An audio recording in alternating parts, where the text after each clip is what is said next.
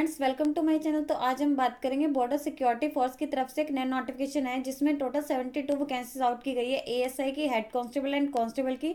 इसके जो अप्लाई करने का मोड है ऑनलाइन है और इसकी जो लास्ट डेट है 29 दिसंबर 2021 है। अब हम बात करेंगे जो वैकेंसीज है ये मिनिस्ट्री ऑफ होम अफेयर में बॉर्डर सिक्योरिटी फोर्स पे निकली हुई हैं। जैसे कि यहाँ पे इन्होंने बताया कि जो भी इंटरेस्टेड मेल एंड फीमेल है उनके लिए और इंडियन सिटीजन के लिए है।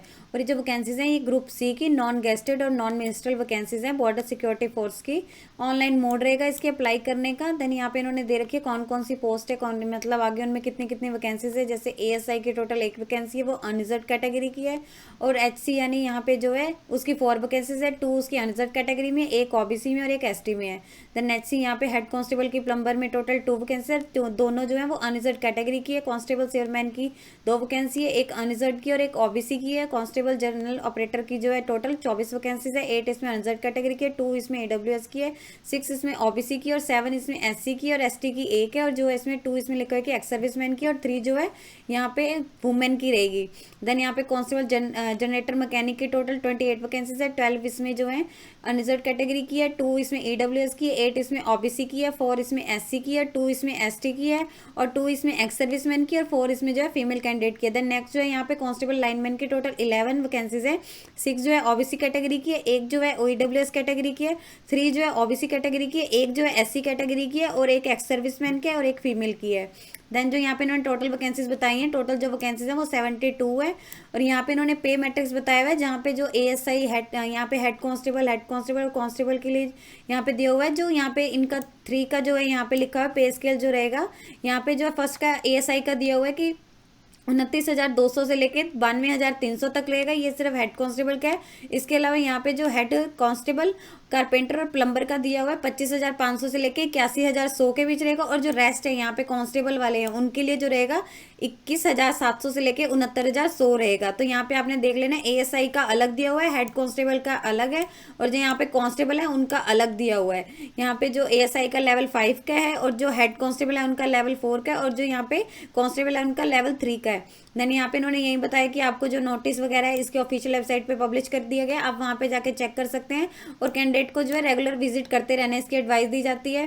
देन यहाँ पे इन्होंने लिखा है कौन से अप्लाई कर सकते हैं, जो जिनके पास इंडिया की सिटीजनशिप हो। जैसे इन्होंने ऊपर बताया था डिस्क्वालिफिकेशन में दिया कि अगर किसी पर्सन ने जो है कॉन्ट्रैक्ट मैरिज की हुई है या फिर वो किसी पर्सन के साथ ऐसे रह रहा है तो वो इसके लिए अप्लाई नहीं कर सकते हैं। देन यहाँ पे इन्होंने एलिजिबिलिटी कंडीशन बताई है एज लिमिट के बारे में। यहाँ पे लिखा है कि जो इसमें एज लिमिट मांगी गई है सभी पोस्ट के लिए 18 से 25 साल तक की एज होनी चाहिए।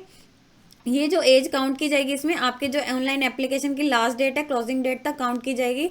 और सभी के लिए जो मिनिमम एज जो है 18 होनी चाहिए और जो मैक्सिमम लिखी है 25 है। इसके अलावा रिलैक्सेशन रहेगी जैसे कि अकॉर्डिंग रहती है। यहाँ पर रिलैक्सेशन दे रखी है अपर एज लिमिट में, जैसे SC ST वालों को 5 ईयर्स की है, ओबीसी वालों को 3 ईयर्स की है, एक्स सर्विसमैन अनरिजर्व वाले हैं उनको 3 ईयर्स की है, अगर वो ओबीसी में आते हैं तो 6 की है, अगर वो SC ST में है तो 8 ईयर्स की है। गवर्नमेंट सर्वेंट्स यहाँ पे दे रखे हैं 5 ईयर्स की है। जो मतलब यहाँ पे लिखा है कंडीशन देख लेनी है आपने। गवर्नमेंट सर्वेंट ओबीसी वाले हैं तो उनके लिए 8 ईयर्स की रहेगी, गवर्नमेंट सर्वेंट SC ST वाले हैं तो यहाँ पे लिखा हुआ है कि 10 ईयर्स की रहेगी। देन यहाँ पे विडो डिवोर्सी वुमेन के लिखा है कि 35 ईयर्स, अगर वो ओबीसी से हैं तो 38 हो जाएगा, अगर वो SC ST कैटेगरी से है तो 40 हो जाएगा। देन यहाँ पे ऐसे ही अलग अलग दिए हुए हैं इन्होंने।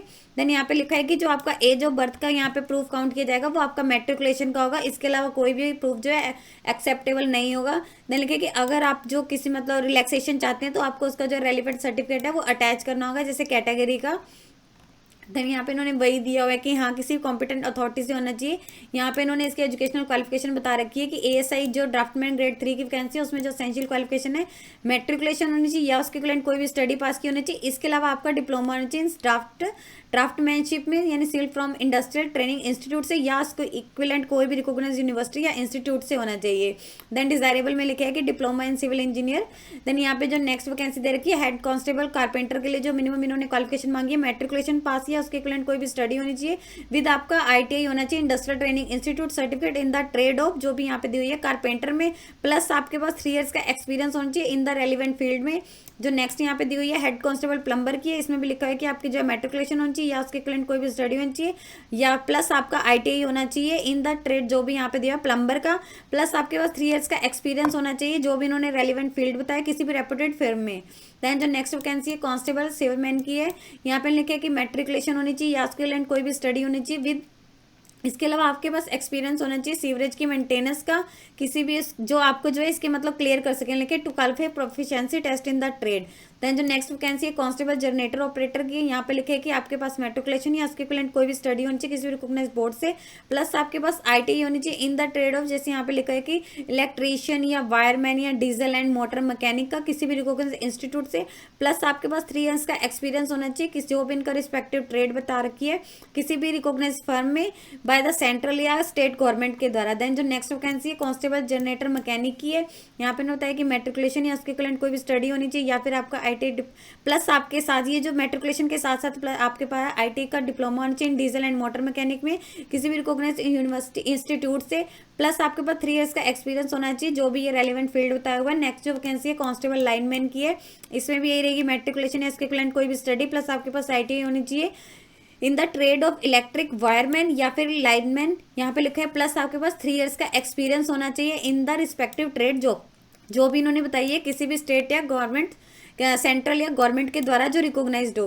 देन यहाँ पे इन्होंने जो इसकी फिजिकल स्टैंडर्ड बता रखे हैं किस किस के लिए मतलब कितनी चाहिए, जैसे इन्होंने बताया कि फॉर द पोस्ट ऑफ जो फर्स्ट इन्होंने बताई थी यहाँ पे उसके लिए assistant sub inspector draughtsman grade 3 की, इसमें जो कैंडिडेट के लिए हाई मांगी है मेल कैंडिडेट के लिए 167.5 सेंटीमीटर है और जो उसमें चेस्ट मांगी है 80 सेंटीमीटर है अनएक्सपेंडेड और जो एक्सपेंड करके 85 सेंटीमीटर। देन वेट लिखा है कि जो भी उनकी मतलब हाइट के अकॉर्डिंग वेट रहेगा। देन यहाँ पे फीमेल के लिए जो हाइट मांगी है वो 157 सेंटीमीटर मांगी है 157 सेंटीमीटर और बाकी जो उनका वेट रहेगा जैसे कि उनकी हाइट उसके अकॉर्डिंग रहेगा। देन यहाँ पे जो नेक्स्ट दे रखी है इन्होंने head constable carpenter and plumber यहाँ पे दे रखी है और सीवर मैन के लिए जो पोस्ट के लिए क्या क्या इनमें यहाँ पे चाहिए मेजरमेंट दे रखे हैं। हाइट चाहिए मेल कैंडिडेट की 165 सेंटीमीटर, चेस्ट चाहिए 76 सेंटीमीटर है अनएक्सपेंडेड और एक्सपेंड करके जो है 81 सेंटीमीटर। इसके अलावा 2 ईयर्स की मैंने लिखा है कि 2 सेंटीमीटर की रिलैक्सेशन रहेगी, जो 20 की एज मतलब जो 20 एज से नीचे हैं उन्हें 2 सेंटीमीटर की रिलैक्सेशन रहेगी। वेट रहेगा उनका जो भी एज पर उनके वेटेज के जो भी उनकी हाइट के अकॉर्डिंग रहेगा। देन जो फीमेल के लिए जो इन्होंने हाइट मांगी है वो 157 सेंटीमीटर है और इसके अंदर लिखे कि जो बाकी वेट उनका रहेगा हाइट के अकॉर्डिंग, बट लिखे कि उनका जो वेट है वो 46 kg से कम नहीं होना चाहिए यानी उससे ज़्यादा ही होना चाहिए। देन यहाँ पे इन्होंने जो नेक्स्ट वैकेंसी रखी है कांस्टेबल की जनरेटर ऑपरेटर की, जनरेटर मैकेनिक की और जो लाइनमैन के लिए दे रखी है मेजरमेंट दिया हुआ है कि जो फीमेल कैंडिडेट है उनका जो मेजरमेंट दिया है 165 सेंटीमीटर होनी चाहिए जो उनकी हाइट है और जो चेस्ट है उनकी 76 सेंटीमीटर होनी चाहिए एक्सपेंड करके 81 सेंटीमीटर होनी चाहिए। बाकी जो इसके 20 की एज से कम है उन्हें 2 सेंटीमीटर की रिलैक्सेशन दी जाएगी। वेट उनका जैसे कि हाइट है उसके अकॉर्डिंग होना चाहिए और जो फीमेल के लिए हाइट दी गई है वो 157 सेंटीमीटर होनी चाहिए। बाकी उनका जैसे कि हाइट है उसके अकॉर्डिंग वेट रहेगा, बट लिखा है कि 46 kg से उनका कम नहीं होना चाहिए वेट, उससे ज़्यादा ही होना चाहिए। देन यहाँ पे इन्होंने मेडिकल स्टैंडर्ड दिया हुआ है कि हाँ इनकी आई साइट जो है बैट मतलब ये लिखा है कि यहाँ पे इन्होंने दे रखा है कि हाँ उनको कोई भी ऐसा स्क्विंट वगैरह नहीं होना चाहिए, गुड हेल्थ में होना चाहिए, बॉडी उनकी जो है वेल्थ होनी चाहिए, किसी भी फिजिकल डिफेक्ट नहीं होना चाहिए। यहाँ पे आपने जाके देख लेना है। देन यहाँ पे टैटू के रिगार्डिंग दे रखी है कि हाँ उनका कितना अगर है तो कितना साइज होना चाहिए, कहाँ पर होना चाहिए। देन यहाँ पे इन्होंने लिखा है कि जो भी आपके सर्टिफिकेशन या सर्टिफिकेशन ऑफ फॉर्मेट क्या प्रोसेस रहेगा। यहाँ पे देखिए अगर आप जो भी इन्होंने कैटेगरी बताई है अगर आप उसमें करना चाहते हैं तो इसके इन्होंने नीचे अनक्षर दे रखे हैं, जो भी इनकी कॉम्पिटेंट अथॉरिटी है उसे ऑथराइज करवाना है। लिखा है कि अदरवाइज तो आपका जो है अदरवाइज आपका फॉर्म जो है रिजेक्ट हो जाएगा। इसके लिए लिखा है कि जो भी आपकी डेट ऑफ बर्थ है वो मेट्रिकुलेशन या सेकेंडरी सर्टिफिकेट या उसके इक्विवेलेंट स्टडी में है वही की काउंट की जाएगी, वो आपकी जो है आपके एप्लीकेशन फॉर्म के लास्ट तक काउंट की जाएगी, कोई अदर डॉक्यूमेंट आपके इसके रिगार्डिंग नहीं किया जाएगा। देन यहाँ पे इन्होंने सिलेक्शन प्रोसीजर दे रखा है भी क्या क्या होगा। इन्होंने फर्स्ट पेज पे लिखा है कि आपका जो रिटन टेस्ट होगा यहाँ पे लिखे कि सब इंस्पेक्टर के लिए असिस्टेंट के लिए लिखे जो भी आपका एग्जाम सेंटर होगा वो आपके कंडक्ट करेगा कि यहाँ पे जो आपका 2 आवर्स का होगा जो एग्जाम है फर्स्ट एग्जामिनेशन का फर्स्ट फेज है और ये जो आपका ऑब्जेक्टिव टाइप होगा जिसमें आपके मल्टीपल चॉइस क्वेश्चन पूछे जाएंगे। देन इन्होंने यहाँ पे बताए हुए कि जनरल नॉलेज के 20 क्वेश्चन होंगे 20 मार्क्स के होंगे, जनरल अवेयरनेस के 20 क्वेश्चन 20 मार्क्स के होंगे, टेक्निकल के जो है टेक्निकल सब्जेक्ट जो भी इनका रेलिवेंट फील्ड था उसके 60 के क्वेश्चन होंगे, 60 मार्क्स के होंगे। टोटल आपको जो है 100 क्वेश्चन पूछे जाएंगे, 2 आवर्स की आपकी टाइमिंग रहेगी, 1 मार्क का 1 क्वेश्चन होगा। देन जो नेक्स्ट यहाँ पे इन्होंने पोस्ट बताई है उसके लिए बताया कि हाँ हेड कांस्टेबल के लिए इसमें भी आपसे जो objective type multiple choice question पूछे जाएंगे, OMR बेस्ड शीट पे होंगे आपके। देन इसमें इन्होंने लिखा है कि 20 क्वेश्चन जो है आपके जनरल इंटेलिजेंस एंड रीजनिंग के होंगे, 20 क्वेश्चन जो है जनरल अवेयरनेस के होंगे और जो 60 क्वेश्चन है वो टेक्निकल सब्जेक्ट के होंगे। टोटल आपके 100 हो गए, 100 यहाँ पे मार्क्स हो गए, यहाँ पे भी जो है 2 आवर्स की टाइमिंग रहेगी। देन इन्होंने लिखे कि उसके अलावा जो भी इनका मतलब आपका टेक्निकल सब्जेक्ट इन्होंने लिखे हुए हैं वो जो भी आपका रेलिवेंट फील्ड है, जैसे यहाँ पे सीयरमैन का जो है इससे इनके रिगार्डिंग होगा, प्लम्बर का प्लम्बर से होगा, ये इनके जो है मतलब फील्ड है, इनके रिगार्डिंग क्वेश्चन होंगे जिसमें आपने आईटीआई की हुई है उसके होंगे जिसमें आपने आईटीआई कर रखी है। देन यहाँ पे इन्होंने क्वालिफाइंग मार्क्स दे रखे हैं आपके जो रिटर्न एग्जाम को क्लियर करने के हैं। जनरल कैटेगरी, ईडब्ल्यूएस और ओबीसी वालों के लिए जो परसेंटेज दे रखी है वो 45% तक आपको क्लियर करने हैं, यानी आपके 45% मार्क्स होने चाहिए। जो SC ST वाले हैं उनके 40% तक होने चाहिए। देन लिखे कि जो भी मतलब नंबर ऑफ कैंडिडेट होंगे जो इसमें क्लियर होंगे उनकी जो मतलब 10 टाइम्स जो है वो इसको क्वालिफाई करेंगे, उन्हें जो है सेकंड उसके लिए बुलाया जाएगा। यहाँ पे जो सेकंड फेज लिखा है कि अगर आप फर्स्ट को क्लियर करेंगे तो आपका सेकंड फेज का होगा। जो भी इसमें मतलब आपके documentation, physical standard test, physical efficiency test, practical trade test, medical examination, re medical examination जो भी होगा वो आपका इसमें आपको जो है ईमेल एड्रेस या SMS के थ्रू है आपको कर दिया जाएगा। बाकी कैंडिडेट को इसकी ऑफिशियल वेबसाइट भी चेक करते रहनी है। देन यहाँ पे इन्होंने डॉक्यूमेंटेशन के जो भी आपने डॉक्यूमेंट अपने वहाँ पे अपडेट किए होंगे वो आपने जो है मतलब वहाँ पे लेके आने हैं। उसके साथ साथ आपका एडमिट कार्ड भी होगा, कॉल लेटर भी होगा, वो सारे आपने देख लेना है। देन यहाँ पे फिजिकल स्टैंडर्ड दिया हुआ है कि जो भी कैंडिडेट है डॉक्यूमेंटेशन में क्लियर हो जाएंगे उन्हें PST के लिए बुलाया जाएगा। फिजिकल स्टैंडर्ड टेस्ट के लिए जो सिलेक्शन बोर्ड उन्हें बता देगा कि हाँ उनकी हाइट, चेस्ट, जो वेट वगैरह वो चेक करेगा। देन यहाँ पे लिखा है कि इसकी जो ऊपर बता दिया हुआ है इन्होंने कितना कितना चाहिए। देन इसके बाद जो आपका फिजिकल एफिशिएंसी टेस्ट होगा, जो जो इनको क्लियर कर लेगा स्टैंडर्ड टेस्ट को उन्हें फिजिकल एफिशिएंसी टेस्ट के लिए बुलाएगा, जिसे क्लियर करना मैंडेटरी है। यहाँ पे जो रनिंग दे रखी है जो ASI वालों के लिए रनिंग जो आपकी 1.6 किलोमीटर की होगी, इन 10 मिनट में आपको क्लियर करनी है। 1600 मीटर की है, 10 मिनट में आपको क्लियर करनी है, मेल कैंडिडेट के लिए बता रही हूँ। इसके अलावा जो स्टैंडिंग ब्रॉड जंप होगा वो आपका रहेगा 4 फीट 6 इंच का, और जब क्लियर द डिच रहेगा 6 फीट का, और यहाँ पे दिया हुआ है जंप एंड रीच रहेगा आपका 7 फीट का excluding 1 feet reach. Then female के लिए यहाँ पे दिया हुआ है 1600 मीटर की आपकी दौड़ रहेगी 12 मिनट्स में। देन 3 फीट का आपका रहेगा standing board jump. Then 4 feet का रहेगा आपका क्लियर द डिच। देन यहाँ पे इसकी दे रखी है जंप एंड रीच करेगा आपका 6 फीट एक्सक्लूडिंग 1। देन यहाँ पे हेड कांस्टेबल के लिए दे रखी है आपकी जो रनिंग रहेगी मेल कैंडिडेट के लिए 1600 मीटर 6.5 मिनट में। लॉन्ग जंप आपका रहेगा 11 फीट का, जिसमें आपको टोटल 3 अटैम्प्ट्स दिए जाएंगे क्लियर करने के लिए। हाई जंप आपका होगा 3.5 फीट का, इसमें भी टोटल आपको 3 चांस दिए जाएंगे। फीमेल कैंडिडेट के लिए जो 800 मीटर की दौड़ होगी जो आपको 4 मिनट में क्लियर करनी है। इसके अलावा जो आपको लॉन्ग जंप दिया जाएगा वो 9 फीट का होगा, और जो आपको उसके लिए 3 चांस दिए जाएंगे क्लियर करने के लिए। देन नेक्स्ट आपका जो है हाई जंप होगा वो भी आपका 3 फीट का होगा, उसमें भी आपको 3 चांस दिए जाएंगे। देन लिखा है कि जो एक्स सर्विसमैन होंगे, अगर एक्स सर्विसमैन अप्लाई कर रहे हैं उन्हें मतलब ऐसा कुछ नहीं है कि वो जो इसका मतलब फिजिकल एफिशिएंसी टेस्ट या फिजिकल स्टैंडर्ड टेस्ट इसकी कोई भी जरूरत नहीं है, उन्हें सिर्फ जो भी अपना होगा वही जमा कराना होगा। इसके लिए कि वुमेन कैंडिडेट अगर कोई भी प्रेग्नेंट वगैरह या उससे ओवर है तो उन्हें अनफिट वगैरह हो जाता है तो वो उनको भी जो सीधा मतलब कैंडिडेट उनका नहीं होगा। देन यहाँ पे प्रैक्टिकल एंड ट्रेड टेस्ट बताया हुआ कि अगर कैंडिडेट ऊपर जो भी सेकंड फेज में क्लियर हो जाता है, तो जैसे डॉक्यूमेंटेशन में, फिजिकल स्टैंडर्ड टेस्ट में, फिजिकल एफिशिएंसी टेस्ट में, तो उन्हें जो भी प्रैक्टिकल या ट्रेड टेस्ट होगा उसमें उन्हें क्लियर करना जरूरी है। देन उनका जो है मेडिकल एग्जामिनेशन होगा वही है। देन यहाँ पे उनकी जो है फाइनल मेरिट लिस्ट तैयार की जाएगी। यहाँ पे लिखा है कि जो भी उनके एग्जामिनेशन जितने भी उनके उसके अकॉर्डिंग रहेगी।